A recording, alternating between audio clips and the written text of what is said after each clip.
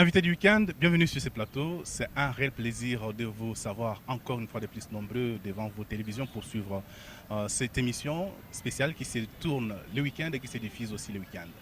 Pour ce week-end spécial, j'ai le plaisir de recevoir sur mon plateau Monsieur Patrick Kipalou. Bonjour Monsieur Patrick. Bonjour. Vous êtes directeur régional de RRI pour la zone Afrique, c'est ça? Oui, je suis le directeur de programme Afrique Ah, au Rights and Resources Initiative. En français, nous pouvons dire Initiative de droits et de ressources, très bien connue sous les sigles RRI. Ah, d'accord. Alors, RRI, c'est en RDC ou bien c'est juste au niveau de l'Afrique que vous travaillez? RRI, nous sommes une coalition globale, une coalition mondiale qui milite pour la sécurisation des droits fonciers coutumiers de communautés autochtones, de communautés locales et de communautés afrodescendantes. Nous travaillons en Amérique latine, nous travaillons aussi en Afrique et en Asie. Et moi, je suis le directeur de programme pour la région Afrique. Ah, très bien. Donc aujourd'hui, nous allons apprendre plus sur votre organisation parce que c'est le week-end. Vous savez, bon, nous, le week-end, on se tutoie, Oui. on est décontractés. D'accord. Alors, lorsqu'on parle de RRI, quelles sont les grandes actions que nous pouvons retenir de votre organisation? Merci beaucoup. Le RRI existe depuis 2005 et le RRI a contribué énormément à pouvoir remonter au plus haut niveau la question de la sécurisation des droits des communautés locales, l'importance de la sécurisation des droits des communautés locales sur leurs terres traditionnelles, parce que cela a un lien direct, par exemple, avec la réduction de la pauvreté, avec l'amélioration de la gouvernance forestière, surtout aujourd'hui aussi en tout ce qui concerne la lutte contre les changements climatiques, la lutte contre la crise de la biodiversité que le monde expérimente aujourd'hui. Les 15 dernières années des recherches ont prouvé clairement que là où le droit des communautés autochtones et locales sont protégés, sécurisés efficacement, la déforestation est moindre, la dégradation des forêts est très moindre, le taux de biodiversité est très élevé, il y a moins de conflits avec les acteurs du secteur privé et il y a une meilleure protection des forêts et il y a un renforcement du moyen de subsistance des communautés qui contribue donc aussi à la réduction de la pauvreté. Donc la sécurisation des droits fonciers des communautés est un élément clé pour même pouvoir atteindre les objectifs du développement durable. Et le RRI a fait de ça son niche de travail, mais nous travaillons pas seulement au niveau local, nous essayons de travailler au niveau national d'une façon à pouvoir influencer les politiques des gouvernements, mais aussi les politiques des acteurs du secteur privé, pour que, à travers leurs actions, à travers les votes de loi, la conception et la mise en place des politiques, que ces politiques des marchés, des politiques des gouvernements puissent prendre en compte la question des droits humains et mettre au centre de cela la sécurisation des droits fonciers et coutumiers des communautés. Nous avons aidé à faire passer beaucoup de lois foncières progressive dans beaucoup de pays. Pour le cas de l'Afrique, je peux citer la nouvelle loi foncière au Libéria. Le RRI a investi à soutenir la société civile, le gouvernement et le parlement au Libéria pour faire passer une telle loi progressive depuis 2010 par exemple. Ici en RDC, nous sommes aussi dans une réforme foncière et le RRI a commencé à travailler sur cette réforme depuis le début, je pense 2011-2012. Au Kenya, ils ont passé une loi foncière sur les communautés. En anglais, ils appellent ça le Community Land Act du Kenya, passé en 2016. Le RRI a énormément travaillé sur ça. Nous avons une nouvelle loi aussi qui a été mise en place au Togo en 2018, le Code forestier domanial togolais. Le RRI a appuyé beaucoup de partenaires dans la mise en place d'une telle loi. Donc nous avons fait beaucoup d'activités. Ça, c'est au niveau des politiques, mais aussi des actions au niveau de renforcement de capacité de la société civile, appui aux organisations communautaires de base, appui aux communautés. Nous avons créé beaucoup d'institutions qui travaillent au niveau international pour appuyer ces actions, Par exemple, aujourd'hui, il y a une très grande organisation qui existe qui s'appelle la Tenure Facility. Ils sont en Suède. C'est le tout premier mécanisme international financier qui appuie directement les efforts des communautés autochtones et locales pour sécuriser leurs droits fonciers. Et ça a été créé par les RRI. Je voudrais quand même rebondir sur un concept que vous utilisez souvent dans votre speech, la sécurisation foncière. Oui. C'est-à-dire quoi? La sécurisation foncière, ça veut dire reconnaître le droit sur la terre des communautés qui ont de droits coutumiers sur cet espace et leur possibilité de pouvoir contrôler non seulement cet espace des terres, mais aussi les ressources qui se trouvent sur cet espace. Leur possibilité de pouvoir décider de vendre, de contrôler l'accès et l'exploitation et de cette portion de terre, mais aussi l'accès et l'exploitation de ressources qui se trouvent sur cet espace. Lorsque le droit d'une communauté est sécurisé sur leur espace, ça veut dire que cette communauté a le droit même d'exclure les acteurs, certains acteurs qu'ils veulent venir exploiter sur cet espace-là. Parce qu'ils ont le droit. Ils ont le droit de pouvoir vendre. Mais par défaut, ils ont les droits, et ces droits-là existent, non? Admettons, pour les cas de la RDC par exemple, Ouais. toutes les communautés, ils ont quand même leurs terres Ouais. laissées par leurs ancêtres. Ouais.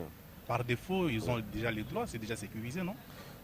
Pour le cas de la RDC, vous savez, notre loi actuelle, nous sommes dans une réforme, donc nous attendons une nouvelle loi très bientôt. Mais la loi qui est encore en place, elle reconnaît le droit d'utilisation par la coutume, mais elle ne reconnaît pas le droit foncier complètement des communautés autochtones et locales sur leurs terres traditionnelles. Nos communautés ont le droit d'utilisation, le droit de pouvoir utiliser, mais ils n'ont pas le droit de propriété tel que bien défini, c'est-à-dire ils ne peuvent pas exclure, ils ne peuvent pas vendre parce que la terre appartient à l'État. Donc les sols et les sous-sols appartiennent à l'État. Cette portion-là, dans notre législation, on l'a déjà extirpée, mais ce que nous voulons, c'est que notre loi, notre nouvelle loi foncière puisse reconnaître clairement que lorsque une portion de terre appartient coutumièrement à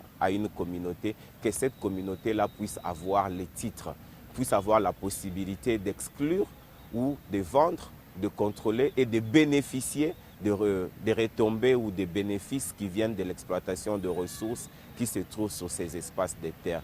Aujourd'hui, par exemple, nous avons maintenant une très bonne politique foncière qui a été adoptée l'année passée. Et cette politique-là sensibilise ou demande, par exemple, la mise en place d'un système d'information foncière. Et dans ces systèmes, il y a une nouveauté dedans qui a un registre d'information communautaire. Avec ces registres, notre commission des réformes foncières a donné l'opportunité par le ministère des Affaires foncières aux communautés de pouvoir cartographier leurs terres.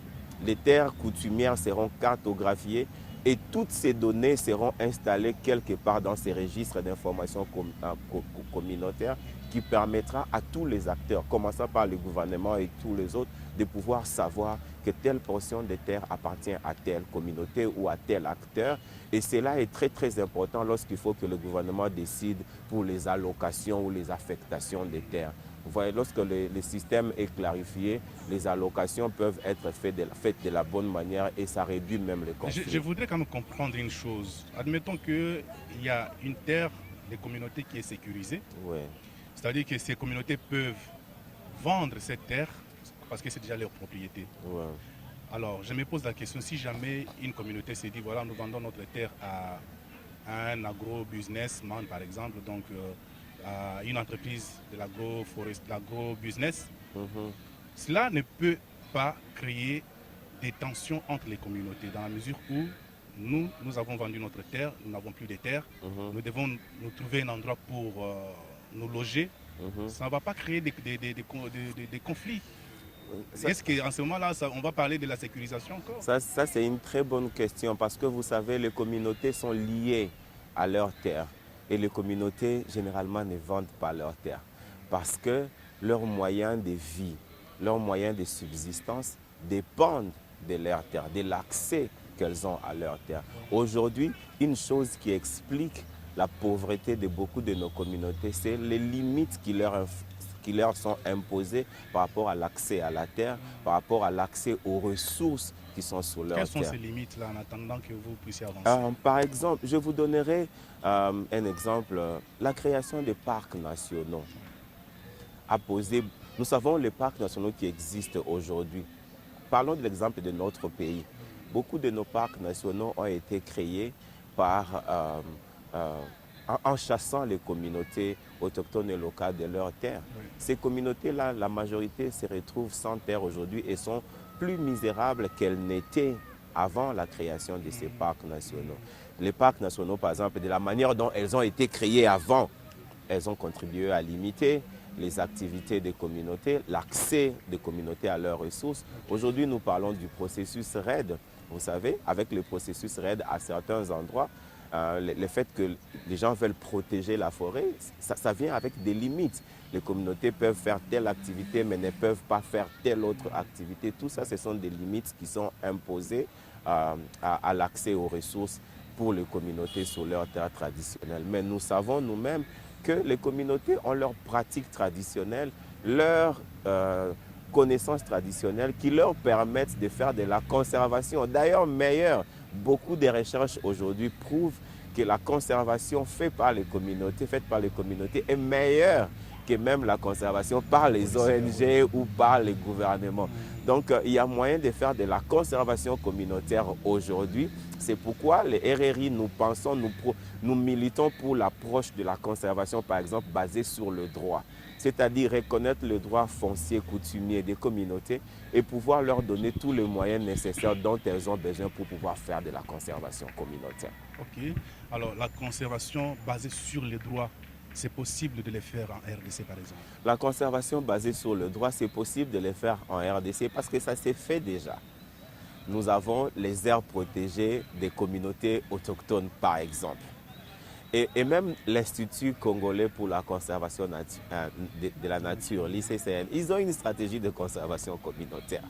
Vous voyez, parce que les choses évoluent et les gens comprennent maintenant que nous devons évoluer et laisser cette approche de conservation policière qui se faisait avant, qui s'est fait accompagner de beaucoup de violations de droits humains et qui a imposé à nos communautés des violations graves, des problèmes énormes.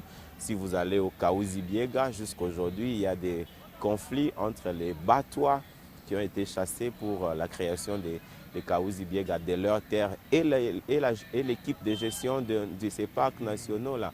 Donc, il y a des approches de conservation. Si vous partez dans beaucoup de nos provinces, vous allez trouver des communautés qui utilisent leurs propres forêts et font de la conservation communautaire. Les initiatives sont énormes à travers les pays. Il y a besoin de pouvoir communiquer sur ces initiatives. Ça aussi, c'est le travail des Environ News.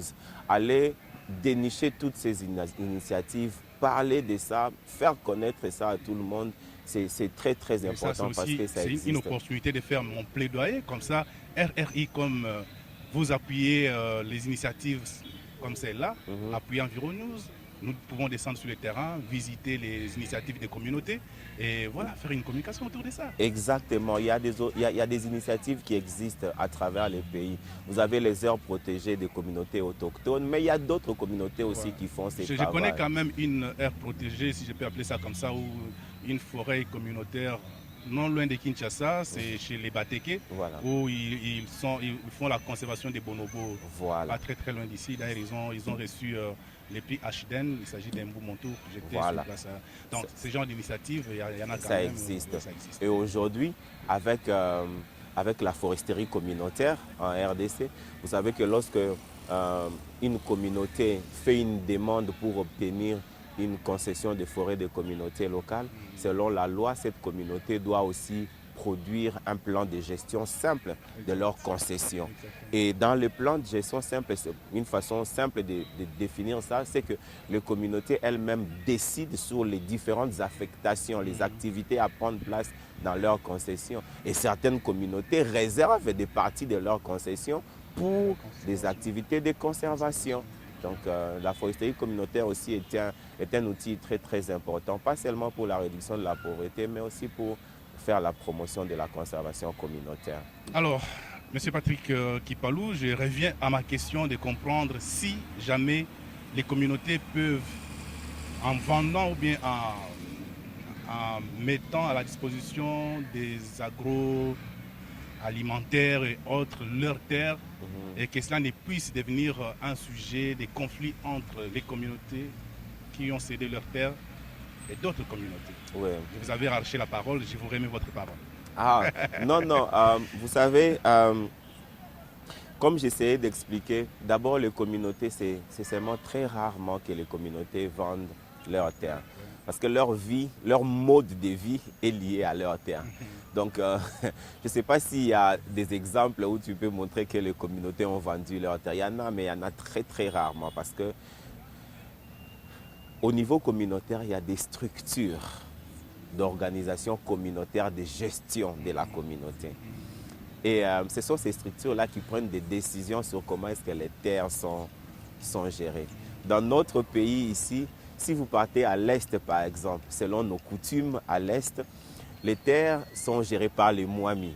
Mais les Mwami gèrent la terre pour le bénéfice de la communauté. Si vous venez à l'Ouest, les terres appartiennent à des clans et tout ça. Et dans les différents clans, il y a des structures de gestion, des structures traditionnelles bien sûr, mais elles ont leurs propres approches. Et elles savent que la vie de la communauté est liée à la terre. Qui est ce chef-là qui va vendre sa terre? Parce qu'un chef sans terre n'est pas un chef. Ouais, ça c'est notre coutume, ça c'est notre tradition. Donc les communautés elles-mêmes ne vendent pas leur terre, mais plutôt aujourd'hui avec la pression, avec les investissements qui sont basés sur la terre, qui ont besoin de beaucoup plus de terres, il y a beaucoup de pressions qui sont faites sur nos chefs traditionnels, sur nos communautés, et certains se font tromper. Donc c'est pourquoi il est très très important de pouvoir se rapprocher les accompagner dans leurs efforts, leur donner les moyens. Et parfois aussi, c'est la pauvreté qui pousse certaines communautés ou chefs à faire des arrangements qui ne profitent pas à la longue aux communautés parce qu'ils se retrouvent vraiment coincés et ils prennent des décisions parfois qui ne sont pas durables. Mais si nous regardons nos pratiques traditionnelles, nos pratiques coutumières, pourquoi nous trouvons la terre aujourd'hui? Pourquoi nous avons la terre? C'est parce que nos ancêtres ont su comment gérer. Et c'est cette connaissance-là, ces traditions-là, ces coutumes-là qui nous ont léguées. Et nos communautés continuent avec ça aujourd'hui. Mais est-ce qu'aujourd'hui, si la terre d'une communauté est sécurisée, l'État n'a plus le droit de céder cette terre à une autre occupation, par exemple? Voilà, ça c'est une très bonne question. Parce que lorsque la terre est sécurisée et appartient par exemple à une communauté, mais la loi est claire que pour s'il y a des utilités publiques, c'est pour s'il y a des besoins vraiment d'intérêt national, le gouvernement peut entrer dans une négociation avec une communauté pour faire des accords sur l'utilisation de cette portion de terre et payer des indemnités selon qu'ils vont s'arranger avec la communauté. Je vais vous donner l'exemple de la loi foncière du Togo. Le Togo a passé une nouvelle loi foncière en 2018. Vous savez, par cette loi-là, environ 90% des terres au Togo appartiennent aux communautés. Okay. Et pourtant, il y a des grands projets du gouvernement qui sont à travers tous les pays. Récemment, j'étais là-bas et j'ai discuté avec le ministre de l'Agriculture pour un grand projet qui se prépare à être mis en œuvre au nord du Togo. C'est un peu du projet du genre parc agro-industriel. Mais le ministre m'expliquait qu'ils sont en train de faire des arrangements avec les communautés, comment disponibiliser de grands espaces nécessaires pour la mise en œuvre de ces projets d'intérêt national. Donc c'est possible. Ce n'est pas dit que lorsqu'on reconnaît le droit des communautés sur leur terre que le gouvernement ne peut plus rien faire. Jamais. Donc lorsqu'il y a un besoin d'intérêt national pour un projet ou un autre quelque part, le gouvernement discute avec les communautés et décide des allocations en accord avec leur consentement. Mais est-ce que si, par exemple, les communautés dont les terres sont déjà sécurisées découvrent qu'il y a, par exemple, des minéraux dans le sous-sol de leurs terres, ils ont la capacité, par exemple, d'exploiter sans pour autant regarder du côté du gouvernement où ils peuvent s'engager avec un exploitant qui vient d'ailleurs sans que le gouvernement ait une même mise. Ça, c'est une bonne question. Nous parlons ici de la loi foncière. Nous avons aussi un code minier. Nous avons aussi la loi des hydrocarbures. Exact. Nous avons aussi la loi forestière. Nous sommes en train de parler particulièrement sur la question foncière. Quand vous allez dans les mines, c'est autre chose. Et il faut consulter la loi minière pour savoir qu'est-ce que notre État a prévu, quelles sont les dispositions qui sont là. Ça, c'est sûr que lorsque les minerais sont découvertes sur les terres des communautés, c'est le gouvernement, par la loi minière, qui décide ou qui trace la ligne de conduite sur l'exploitation, mais les communautés qui sont propriétaires de ces terres doivent avoir des bénéfices. C'est là maintenant qu'entre en jeu la question de l'accès aux bénéfices par les communautés des ressources qui se trouvent sur leurs terres. Ah, ça devient encore plus compliqué à comprendre, l'accès aux bénéfices. Oui. Ça fait allusion à quoi concrètement? Par exemple, prenons le cas du Katanga. En fait, notre pays est riche, il y a des minerais partout. Ouais. Mais prenons le cas du Katanga. Lorsque l'exploitation du cuivre, de tout ça, du diamant et tout ce que nous avons, cobalt, se font, ça s'est fait sur les terres qui appartiennent à nos communautés villageoises, nos communautés traditionnelles. Normalement, ces communautés ont droit d'avoir des bénéfices de ces exploitations. Parce que ces exploitations se font sur leurs terres traditionnelles. Ces ressources se trouvent sur leurs terres traditionnelles. Comment vous expliquez que les cobalt, les cuivres exploités ici, au milieu d'une communauté qui n'a même pas d'électricité, au milieu d'une communauté qui n'a pas du pain, qui n'a pas d'école, nous voyons... Peut-être que la communauté n'a pas réclamé. Mais justement, si la communauté n'a pas réclamé, le gouvernement qui prend soin de sa communauté, qui est responsable de tous ses citoyens, le gouvernement n'a pas besoin d'attendre que la communauté vienne réclamer. Le gouvernement connaît qu'est-ce que notre loi dit. Est-ce que les lois sont mises en œuvre effectivement de la bonne manière? Ça aussi, c'est une autre question. Mais aussi, il y a aussi un travail, je reconnais ce que tu dis, il y a un travail à faire au niveau local pour expliquer à nos communautés leurs droits. Le manque d'information est un problème qui nous détruit énormément. Nous avons un code minier. Si nous lisons ces codes-là parlent clairement des bénéfices qui doivent revenir aux Congolais, aux communautés qui sont... Mais est-ce que nos communautés à la base comprennent que nous avons un code minier? Est-ce que nos communautés à la base comprennent qu'est-ce qu'il y a dans ces codes miniers pour eux? Donc nous avons besoin de pouvoir aussi aider sur cet aspect-là, véhiculer l'information sur la loi, faire connaître à nos communautés qu'est-ce qui se trouve dans les différentes lois pour eux. Et comme ça, elles peuvent commencer à réclamer quand il faut réclamer. Mais est-ce qu'à ce niveau-là, RRI intervient? Nous intervenons sur tout ce qui concerne la question des droits fonciers. Lorsque la terre est en jeu, le RRI travaille à ça, même si ça amène les mines. Parce que les mines se trouvent dans la terre. Ouais. S'il y a des questions de droit, il y a des violations ou bien il n'y a pas respect de droits des communautés sur la question foncière, nous intervenons et nous pouvons aider. Et justement, comment vous accompagnez les communautés lorsqu'il y a par exemple ce genre de problème où il y a accaparement des terres, où il y a par exemple expropriation des communautés? Comment vous intervenez? Comment vous travaillez avec ces communautés-là? Nous sommes une coalition de beaucoup d'organisations et nous travaillons au niveau du secrétariat de la coalition qui se trouve à Washington.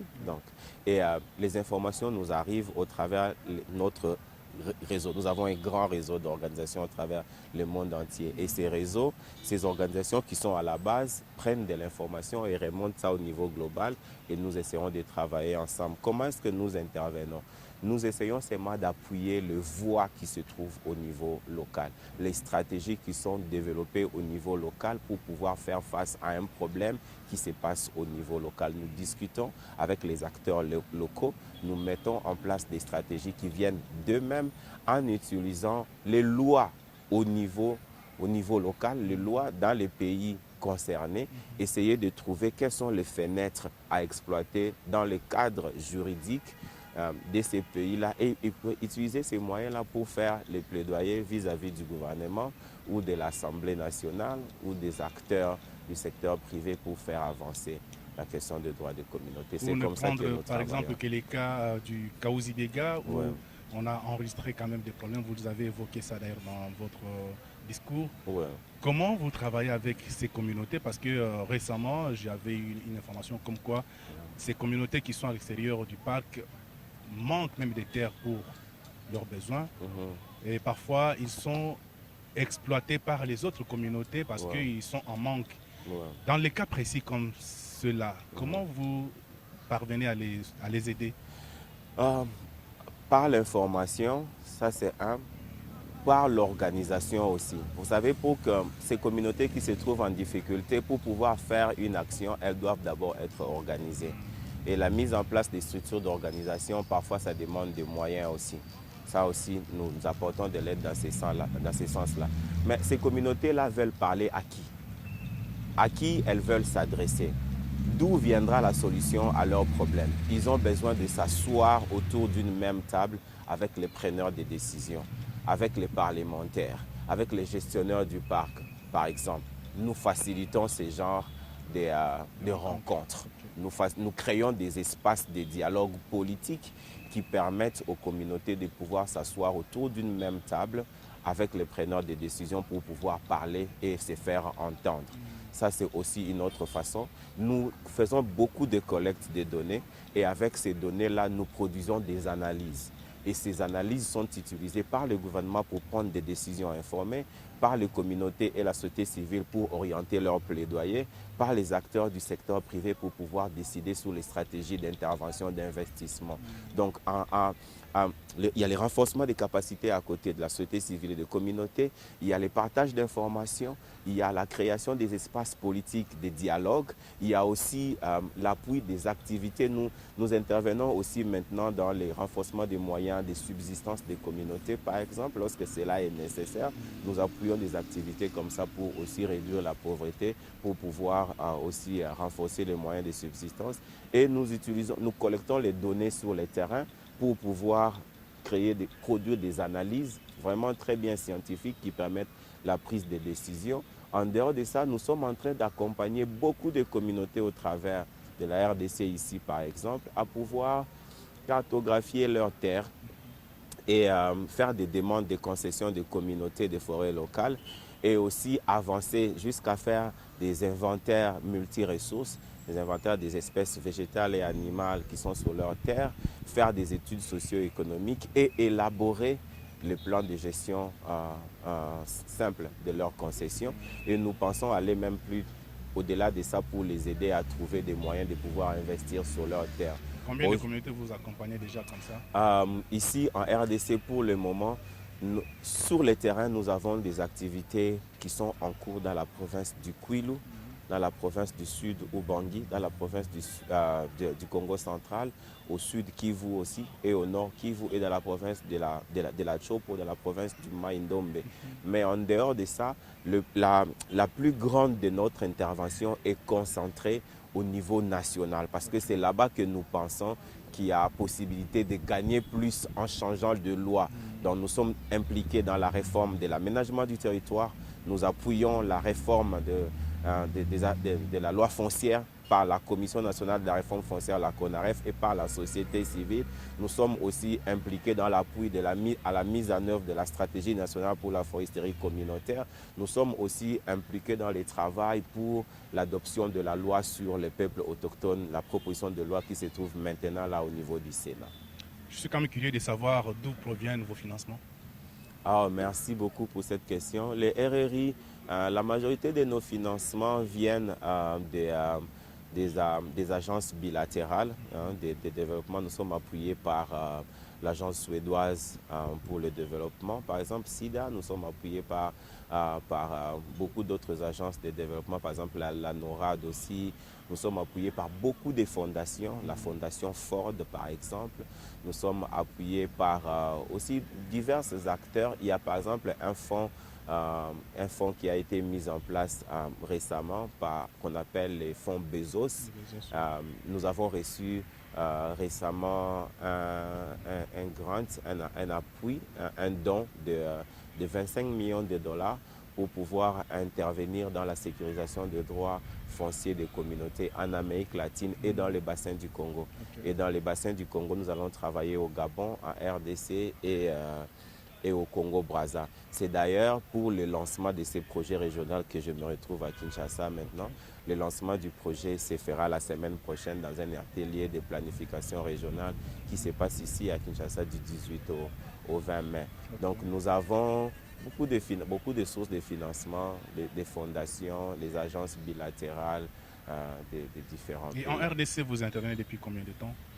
Le RRI intervient à RDC depuis 2009-2010. Okay. Ouais, ça fait plusieurs années. Vous évaluez votre action? Elle est efficace? Notre action en RDC, je dois dire qu'elle a produit des résultats. Nous avons accompagné, par exemple, la réforme foncière qui a commencé il y a des années jusqu'à l'adoption de la politique foncière l'année passée, en novembre. Et maintenant, là, nous sommes en train de continuer avec la réforme. La loi sera adoptée bientôt. Nous sommes aussi impliqués dans la loi, mais aussi nous avons accompagné il y a plusieurs années le plaidoyer de la société civile pour l'adoption du décret sur la foresterie communautaire qui a été fait en 2014. Là, nous sommes impliqués dans la réforme de l'aménagement du territoire. La nouvelle politique sur l'aménagement du territoire a été adoptée et on avance vers la loi qui est aussi en discussion. La stratégie de la foresterie communautaire est en train d'être mise en œuvre. C'est aussi un travail de RRI. Nous avons accompagné beaucoup de communautés à pouvoir faire la demande et acquérir des concessions de forêts de communautés locales. Je peux citer des communautés de la province du Kwilu par exemple. Et il y a un grand projet de la Tenure Facility qui est en train d'être finalisé en juin de cette année 2022. Ce projet a commencé il y a 2 ans et il a contribué à sécuriser environ 200 000 hectares de terres de communautés. Et ce projet a commencé par le RRI. C'est le RRI qui a initié cette initiative et qui a été appuyée par la Tenure Facility, qui était créée par le RRI avant, mais que le RRI a décidé de libérer comme une organisation indépendante maintenant. Super. Alors, je vais quand même anticiper parce que l'activité ou l'atelier que vous avez justement évoqué ici est prévu pour les 18 et les 20. Oui. Et ça va être à travers cet atelier que vous allez lancer les programmes ou bien les projets pour les pays du bassin du Congo. Qu'est-ce qui est prévu réellement? Qu'est-ce que vous allez faire avec ces 3-4 pays que vous avez choisis? C'est une très bonne question.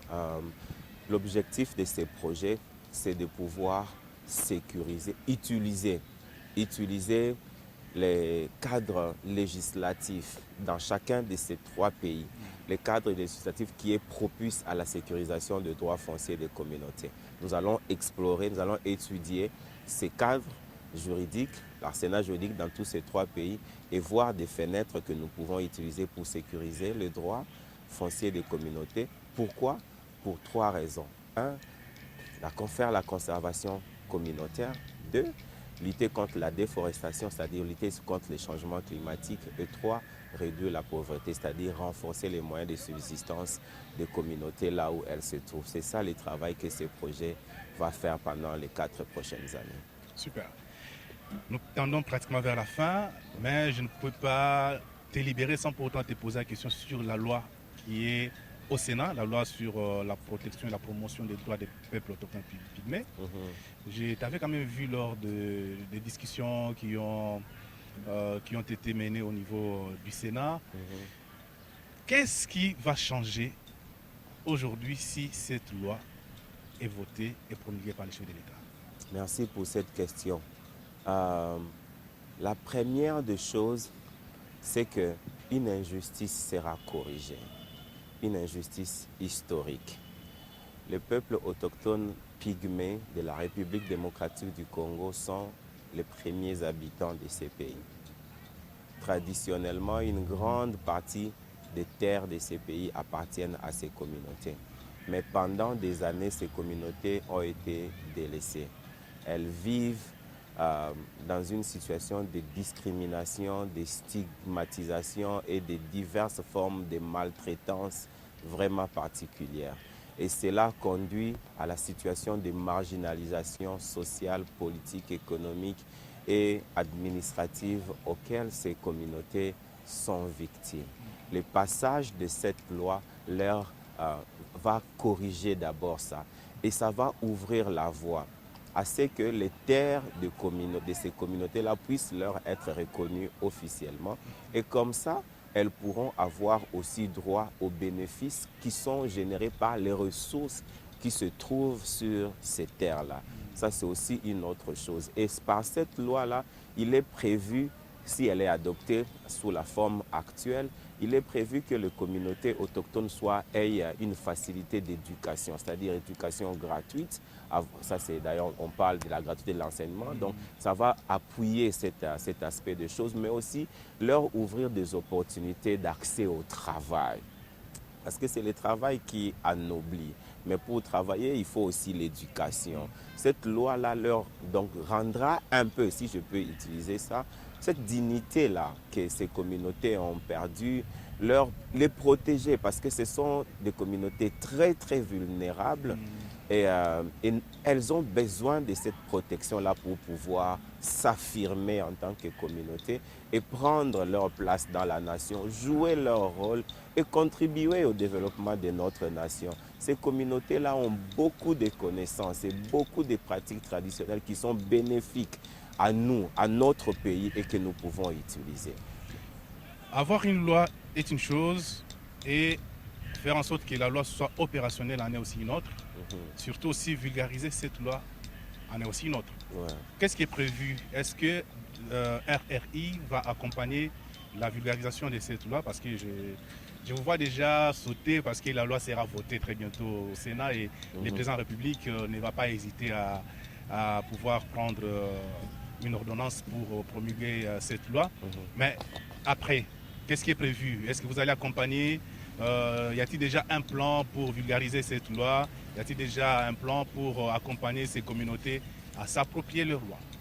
Merci. Le RRI ne va pas s'arrêter à l'adoption de la loi. Il est prévu qu'après l'adoption, les communautés autochtones elles-mêmes, d'abord, doivent être au courant de l'adoption de la loi, mais aussi des détails de la loi. Ça, c'est un. Et en dehors de communautés autochtones, toute la communauté nationale congolaise doit savoir, doit apprendre que cette loi-là a été adoptée et quels sont les détails, les dispositions qui se trouvent dans cette loi. Nous devons donc faire un travail de vulgarisation de cette loi auprès de la communauté autochtone, auprès de tous les restes des communautés congolaises, auprès des décideurs, parce que c'est le gouvernement, c'est l'administration publique qui va aussi mettre en application cette loi. Nous devons sensibiliser nos magistrats, nos avocats, l'administration publique en général sur cette loi, la société civile. Toutes les couches de la population doivent connaître cette loi. Ça, c'est un. Deux, vous savez, la loi ne peut pas être appliquée s'il n'y a pas de mesures d'application. Après l'adoption de la loi, il faut la mise en place des mesures d'application, des décrets d'application.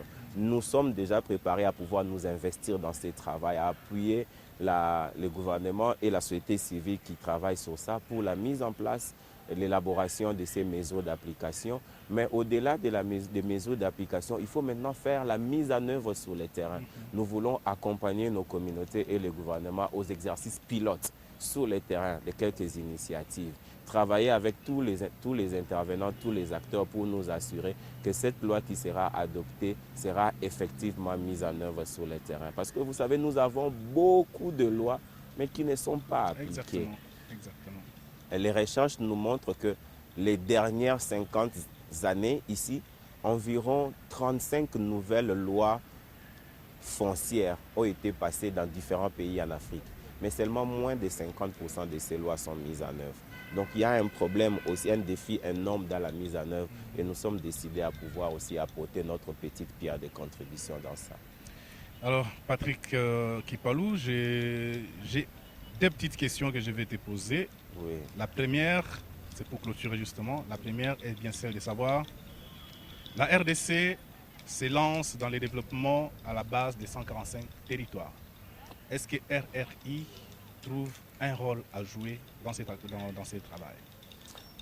Merci pour cette question. Nous ne sommes pas directement impliqués dans les projets des 145 territoires, mais nous accompagnons les communautés sur tout ce qui touche à leurs terres. Parce que ces projets vont prendre place sur les terres des communautés. Par exemple, là où nous travaillons avec les communautés dans la foresterie communautaire, comment est-ce que nous pouvons accompagner les communautés dans la mise en place des plans d'affectation ou bien des plans simples de gestion de leurs terres, parce que de telle manière que lorsque les investissements des 145 territoires arrivent, puissent trouver les communautés déjà préparées et que les communautés savent quoi faire avec cette opportunité-là.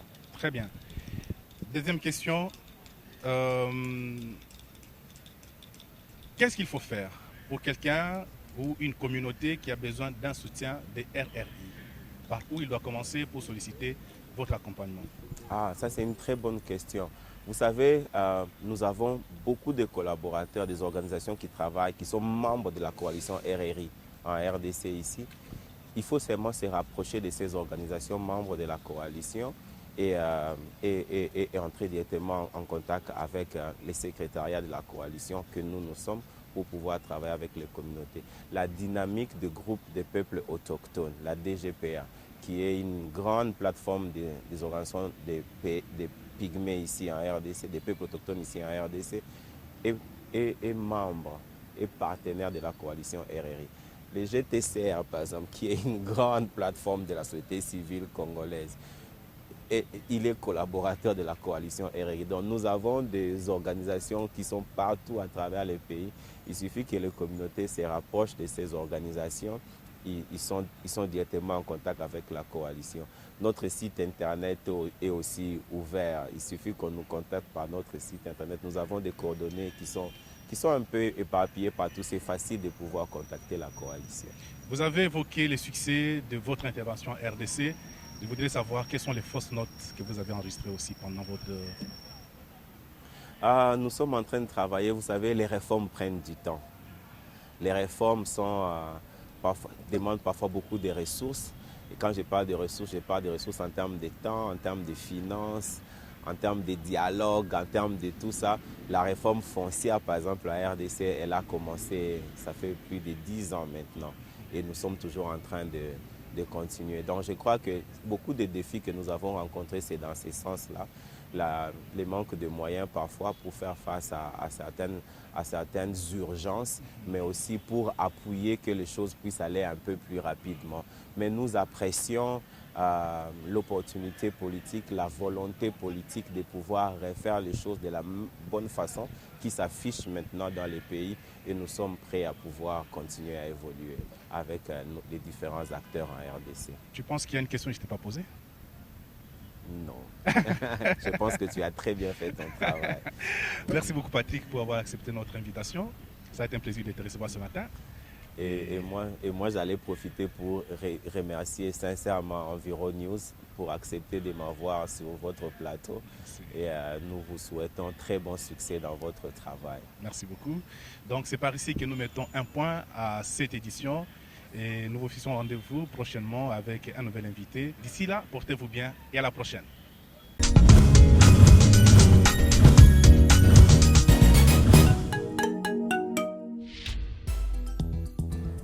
Merci beaucoup. Les débats étaient très intéressants, très pointus. Nous avons parlé de questions très importantes. J'ai vraiment apprécié le programme et je souhaite que le programme puisse continuer. Environ News, avec ses programmes d'invités du week-end, nous a donné l'opportunité de pouvoir communiquer sur les questions pertinentes des stratégies d'intervention des RRI ici en RDC, sur la réforme foncière, la gouvernance forestière et foncière, l'aménagement du territoire et la foresterie communautaire. Nous pensons que nous avons besoin des espaces comme celui-ci pour pouvoir communiquer et influencer comment est-ce que les politiques sont élaborées, conçues et mises en œuvre dans notre pays pour la promotion des défenses des droits des communautés. Merci à vous.